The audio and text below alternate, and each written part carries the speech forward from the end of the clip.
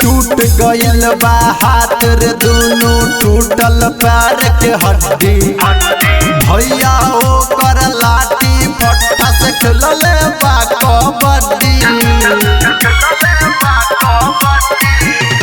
टूट गइल बा हाथ रे दुनु टूटल पैर के हड्डी भैया ओकर लाठी फट्टा से खेलले बा कबड्डी।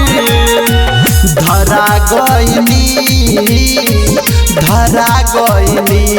पकड़ा गइनी लइते चुम्मा मलवा संगे घरवा में पकड़ा गइनी घरवा में धरा गइनी।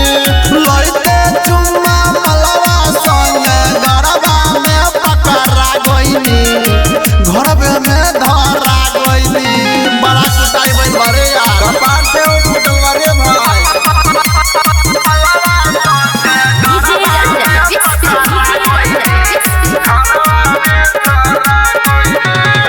लाठी फट्टा चटकन घुस्सा मरले बाबारी बारी से बच गइनी न तो रात काट दे तम कोदारी से।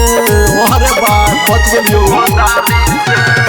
लाठी फट्टा चटकन गुस्सा मारले बाबारी बारी से बच गइनी ना तो राते काट देत कोदारी से। धरा गइनी पकड़ा गइनी लइते चुम्मा मलवा संगे घरवा में पकड़ा गइनी घरवा में धरा गइनी। लइते चुम्मा मलवा संगे घरवा में पकड़ा गइनी।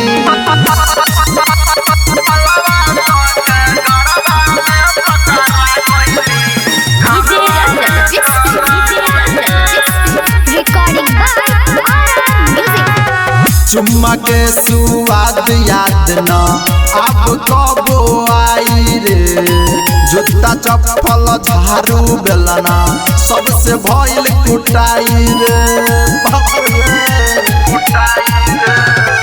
चुम्मा के सुआद याद न अब कबो आई रे जूता चप्पल झाड़ू बेलना सबसे भइल कुटाई रे। धरा गइनी पकड़ा गइनी लइते चुम्मा